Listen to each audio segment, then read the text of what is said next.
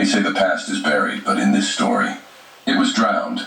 Beneath the calm, glassy waters of lakes where families now boat and fish, entire black towns lie hidden, erased not by time, but by force.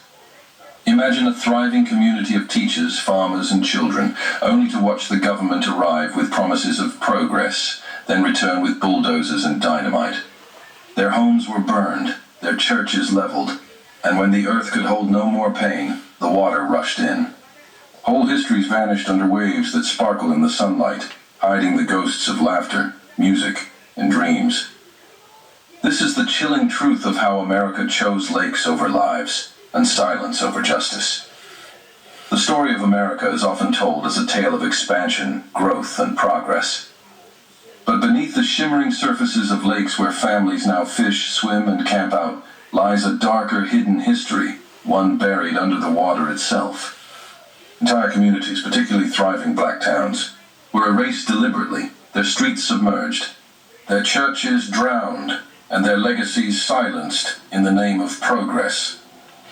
To understand how and why, we must go back to the beginning, to the period when black Americans were first building something uniquely theirs, only to watch it stolen away in slow, deliberate waves. The birth of black towns after the Civil War ended in 1865. Millions of freed African Americans faced a daunting question. Where do we go from here? The promise of freedom had come, but the reality was far from safe or secure. Hostility from white neighbors, systemic discrimination, and the looming threat of racial violence meant that even freedom was fragile.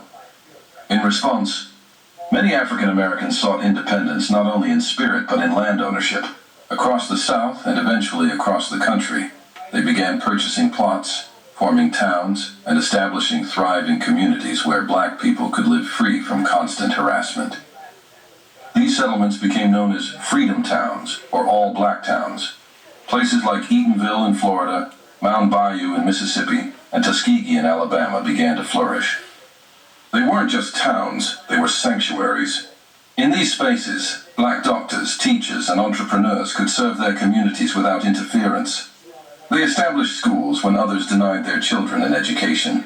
They built businesses when banks refused them loans. They elected leaders when outside governments dismissed their rights. These towns became a radical act of self-determination, but the very success of these towns made them a target. For many white leaders, the idea of self-sufficient black communities was not progress. It was a threat. Progress for whom? By the early 20th century, America was experiencing rapid industrial growth. Cities needed more electricity. Farmers demanded irrigation. Urban planners sought to expand leisure spaces for fishing, boating, and recreation. The solution they settled on was water, man-made lakes, reservoirs, and dams.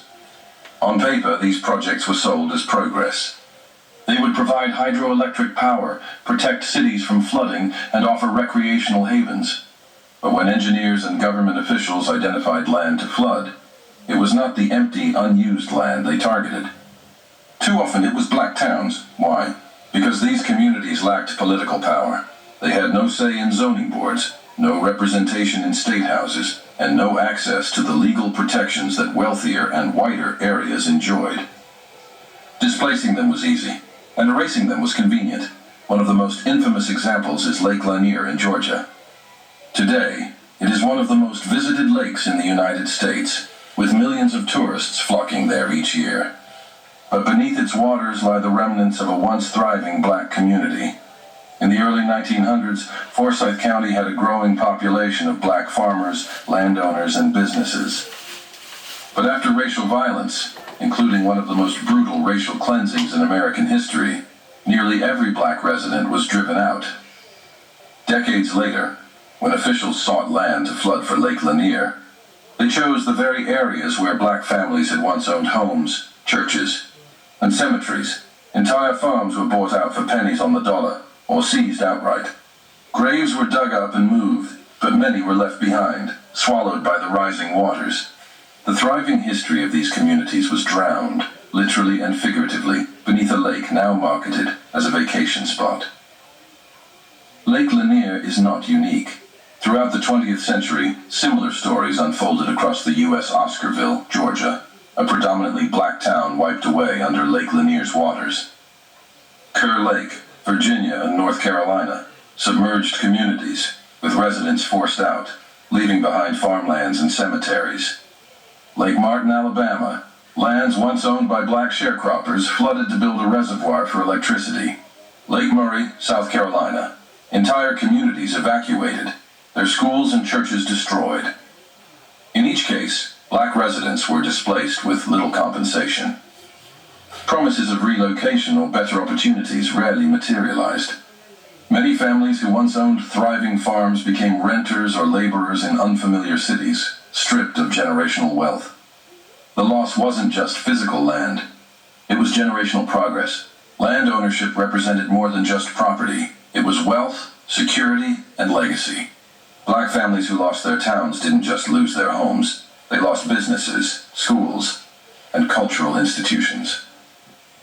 Imagine generations of farmers who had finally escaped the cycle of sharecropping, now forced to start over. Picture the church choirs silenced, their sanctuaries left to rot under the water. Think of the cemeteries where ancestors lay buried, their headstones submerged and forgotten. These weren't just random displacements, they were acts of erasure. And because the lakes that replaced them are still in use today, the history of these towns has been deliberately hidden. Tourists ski and swim where once there were homes, unaware that the water carries untold stories of resilience, destruction, and betrayal. Even now, some remnants remain. Divers in Lake Lanier have reported seeing old roads, submerged houses, and even eerie remnants of structures standing like ghosts beneath the waves. Fishermen sometimes snag their nets on what used to be barns and fences. Every ripple on the water is a reminder that something lies beneath, something the world has tried to forget. And yet, despite this hidden history, descendants of these communities still carry the memory. Family stories passed down through generations recall the land that was once theirs, the farms that once thrived, the churches that once rang with hymns. Their existence is proof that while the water drowned the towns, it could not drown the truth. The setup revealed how thriving black towns were deliberately targeted when America sought land for lakes and dams. But the tragedy deepens when we trace how these displacements unfolded. The betrayals, the excuses, the legal maneuvers, and the silencing of entire generations. This is the point where the story shifts from hidden history to deliberate injustice, showing how so-called progress came at the expense of erasure. The language of progress government officials rarely admitted that race played a role. Instead, they cloaked their actions in the polished language of development, public good, and modernization. They claimed these projects would bring electricity to the masses, water to farmers, and recreation to citizens. And while those benefits were real for some, they came at a devastating cost for others. The key tool was eminent domain, the government's power to take private land for public use. In theory, eminent domain required just compensation. In practice, compensation often fell far below the true value of the land, especially when the owners were black. Families with limited access to legal protections or financial resources, officials would send letters announcing that a dam or reservoir was coming. Families were told they had weeks or months to sell their land. Offers were insultingly low, and resistance was nearly impossible. Courts sided with the state. Banks refused loans for relocation. Even when families fought, their homes were bulldozed, their farms flattened, and the waters rose anyway. The emotional cost of displacement, imagine generations of work vanishing overnight. A grandfather who had cleared fields with his bare hands now watched as surveyors marked his property for demolition. A mother who had buried her parents in the churchyard now faced the unthinkable, leaving their graves behind. Children were uprooted from schools and thrust into cities where racism was harsher, where opportunities were scarce, where the sense of community was gone. This wasn't just relocation, it was dispossession. Families were not just losing homes, they were being stripped of stability, of identity, of legacy. Oscarville, a haunting example. One of the clearest examples is Oscarville, Georgia, a thriving black town in Forsyth County.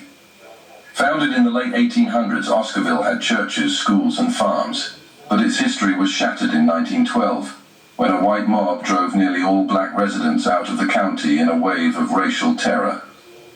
Decades later, when Lake Lanier was constructed in the 1950s, the last physical traces of Oscarville disappeared beneath the water. Today, Lake Lanier is known as a tourist destination, but divers and locals whisper about the submerged remains of homes, roads, and cemeteries that still linger below. The drowned history of Oscarville haunts every ripple of the lake. What tourists see as a vacation spot is, for descendants, a graveyard of stolen dreams. Other submerged communities' Oscarville story is echoed across the nation. Seneca Village, New York. Though not a lake project, this predominantly black community was destroyed in the 1850s to build Central Park, showing how public good often meant erasure. Clarksville, Virginia. Parts of this historic town were submerged by Kerr Lake, erasing black farmlands. Dadeville, Alabama. Families displaced for Lake Martin lost land that had been in their families since emancipation. Saluda, South Carolina. Black communities displaced by the creation of Lake Murray saw their churches demolished, their cemeteries drowned. Each case followed the same blueprint. Identify land, push out the vulnerable, and drown their history under water or concrete. The silence of records, part of the injustice, lies in how little documentation exists. Newspapers of the time rarely covered the displacements with any sympathy. Official records often mention the creation of lakes and dams, but omit the names of towns that disappeared. School textbooks celebrated the progress of hydroelectricity, while ignoring the people who paid the price. This silence was not accidental. Erasure was part of the design. By not acknowledging what was lost, officials ensured future generations would swim, fish, and sail without ever asking, what lies beneath? The spiritual wound for many displaced families, the deepest pain came from leaving behind their dead. Cemeteries were often poorly relocated, or not relocated at all. Families were told that graves would be moved respectfully, but in practice, markers were lost, bodies were left, and water swallowed entire burial grounds. Imagine visiting a lake today, and knowing that beneath those calm waters lie the remains of your ancestors, unmarked, unacknowledged, abandoned. That wound is spiritual, not just material. It lingers across generations. Wealth stolen, futures altered. When historians trace the economic impact, the numbers are staggering. Land ownership is the foundation of generational wealth. Black families who owned farms, homes, and businesses in these drowned towns were stripped of their most valuable assets. Instead of passing land to their children, they passed down only memories. This is why so many black families in the 20th century struggled to build wealth at the same rate as white families. It wasn't just systemic discrimination in jobs or education, it was the literal theft of land and communities. By flooding these towns, officials not only erased the present, but sabotaged the future. Whispers beneath the water even today. These lakes hold secrets. Divers in Lake Lanier report running into eerie remnants, submerged streets, standing buildings, and even entire forests still rooted under the water. Boaters speak of accidents and drownings, fueling superstitions that the lake is cursed. For descendants, those stories feel less like superstition and more like truth, a haunted landscape born of injustice. The water covers the evidence, but the memories refuse to sink. The rising action revealed the deliberate erasure of thriving black communities, stripped from the land and buried underwater. But history has a way of resurfacing. What was meant to stay silent began to echo louder and louder, until the truth could no longer be ignored. The cracks in the silence for decades. Many Americans enjoyed the lakes without ever asking what came before. Fishermen cast lines, families camped, jet skis roared across waters that hid the remains of churches and schools. But silence is fragile. All it takes is one question, what was here before, to shatter it. That question began surfacing as descendants told their stories. Historians dug into records, and divers discovered haunting remnants below the surface. In places like Lake Lanier, whispers of Oscarville's destruction refused to die. Stories of bodies never relocated, of cemeteries swallowed by water, of homes intact beneath the waves, spread like wildfire. The lake that wouldn't rest, Lake Lanier, became infamous, not just for its popularity, but for its tragedies. Year after year, headlines told of drownings, accidents, and unexplained deaths. Locals began to whisper that the lake was cursed. But for descendants of Oscarville, the explanation was chillingly simple. A place built on injustice will never find peace. Divers reported swimming past submerged structures, walls still standing, trees still rooted, roads eerily visible beneath the murky depths. To them, it felt like swimming through a ghost town. And in a sense, that's exactly what it was. The water had not erased the past. It had only hidden it, waiting for those who dared to look closer. Descendants speak. By the late 20th and early 21st century, descendants of displaced families began demanding recognition. They told stories of grandparents who lost farms, of mothers who wept as bulldozers crushed their homes, of fathers who left behind graves they could never visit again. One descendant of Oscarville described her grandmother's grief. She said the water took everything, not just land, but memory.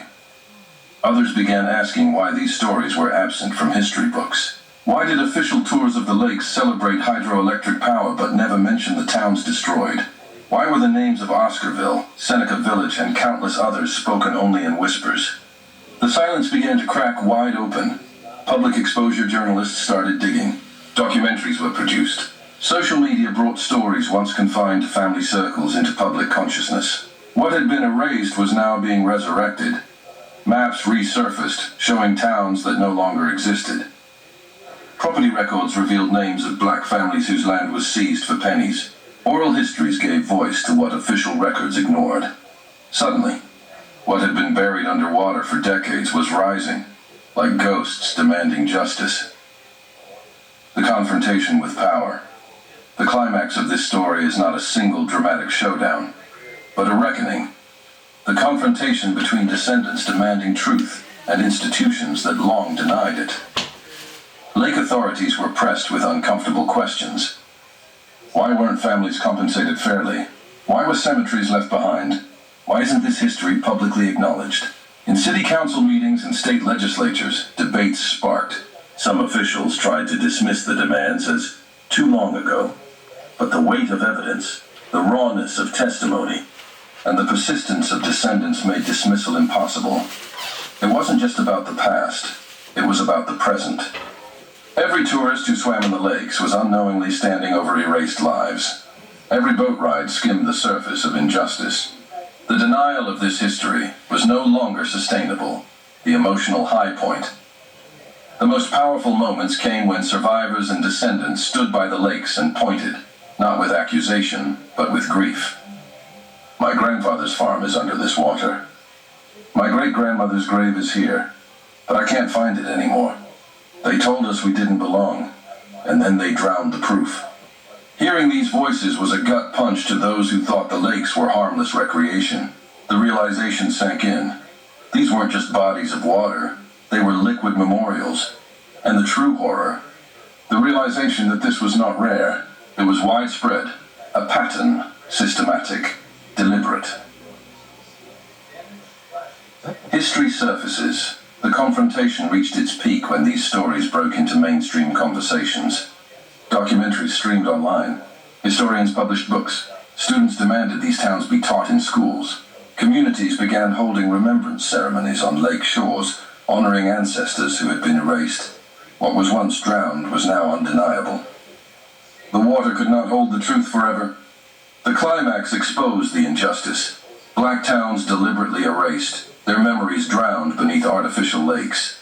But the story does not end at exposure. It extends into legacy, healing, and the urgent question of what we do with this knowledge today. The long shadow of displacement, when entire towns were flooded. Families didn't just lose their land, they lost generational wealth. Land is power, it's security, it's the ability to pass something down. By seizing land from thriving black communities, authorities stole not only homes, but also futures. Imagine what it means for a family that could have handed down a farm, a business, or property by the water. Instead, their descendants inherited little but stories, and even those were silenced for decades. This wasn't just about water covering buildings. It was about systematic erasure of black prosperity. The modern-day reckoning, as these stories come to light, communities are asking, should there be acknowledgement plaques at the lakes? Should the government apologize and offer restitution? How can we honor the memory of those who were displaced? Some states have begun to recognize the destruction. Activists are pushing for memorials, educational programs, and land acknowledgement ceremonies. Descendants want schools to teach the truth, not just the progress narrative of hydroelectric power. Because progress built on erasure is not progress at all, it's theft, memorials. Beneath the Waves divers who explore these lakes often describe eerie feelings of presence, as though the towns themselves resist their silence. Schools with chalkboards still inside, churches with pews standing, roads stretching into nothingness, cemeteries half forgotten. It forces a question. Are these lakes not just recreation spaces, but also mass graves of memory? Some descendants believe ceremonies of remembrance should be held regularly, not just as acknowledgement, but as a way to honor ancestors whose homes were stolen and drowned. The lakes could be transformed from sites of oblivion into sites of truth. The human impact. The resolution of this story is not about a neat ending. It's about facing the pain honestly. Families who return to these lakes often describe standing on the shores with tears in their eyes. They see boats speeding by, children splashing in the water, and they know, beneath it all lies the life their ancestors built. One descendant of Oscarville said, "When I look at the lake, I don't see fun. I see my family's farm. I see our church. I see everything we lost. And yet there is resilience in remembering, by telling these stories, by refusing to let them sink. These families are reclaiming dignity." The takeaway. The hidden history of drowned towns teaches us a sobering lesson. Injustice can be buried, but it will never stay buried forever. Water can cover land. Governments can erase maps. History books can go silent. But the truth will always rise. And when it does, it demands something of us. To listen. To learn. To carry memory forward. These lakes are not just weekend destinations. They are reminders of a country that, time and again, sacrificed black prosperity for progress. They remind us that justice delayed is justice denied, but never justice forgotten. A living legacy today. Young activists are using this history to connect past injustices with present struggles. They ask, if land was stolen then, how is land being taken now? From gentrification to environmental racism, the echoes are undeniable. The act of remembering becomes an act of resistance. Each time someone says the name Oscarville Seneca Village, or countless others, they are pulling history back from the depths. A call to memory. The resolution of this story is not about closing the book. It's about opening our eyes. The drowned towns still exist beneath the waves. Their buildings crumble slowly. Their cemeteries rest in silence. Their voices echo in the stories of descendants. To stand by these lakes today is to stand at the intersection of joy and grief. The laughter of swimmers collides with the sorrow of memory. And in that collision we are reminded, progress without justice is nothing but theft. Final impact, what was meant to be forgotten is now being remembered. What was drowned is resurfacing. The names, the families, the legacies, they are rising, like ghosts who will not rest until the truth is known. And perhaps that is the greatest justice of all, the refusal of silence. The insistence of memory, the power of truth breaking through water, demanding to be seen. Because history is not gone. It is right there, beneath the surface,